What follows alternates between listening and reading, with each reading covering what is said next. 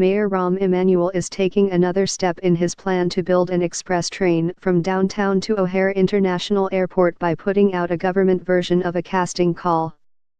The city on Wednesday will issue a request for qualifications, or RFQ, for respondents to offer their credentials to design, build, finance, operate and maintain an express service through a public-private partnership with Chicago.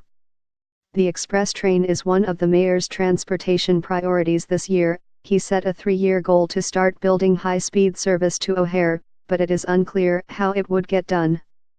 The cost of the project is unknown, although an industry source familiar with the planning has said it could run between $1 billion and $3 billion. The RFQ stipulates that there would no taxpayer funding and that the service would be paid for only by project-specific revenues, such as fares and advertising, and financed by whoever gets the concession, according to a news release from the mayor's office.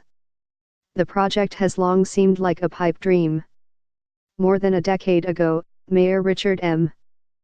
Daley pictured the Block 37 shopping center on top of a high-speed rail station. The CTA and the city put more than $250 million into a hole in the ground before work stopped in 2008. Emanuel officials and some transportation experts say the city needs express service to its biggest airport in order to be competitive in the world travel market. The CTA already offers rapid transit to O'Hare, though the imagined express service would be about twice as fast. Express service to and from O'Hare will give Chicagoans and visitors to our great city more options, faster travel time, and build on Chicago's competitive advantage as a global hub of tourism, transportation, and trade, Emanuel said in a statement. Earlier this year, the city hired Bob Rivkin, a former general counsel for the U.S. Department of Transportation, who led the effort to study demand for ridership and potential terminal locations, as well as possible routes and alignments. In an interview, Rivkin said the city set out in its RFQ 3 potential routes, though it is not limiting respondents to those routes.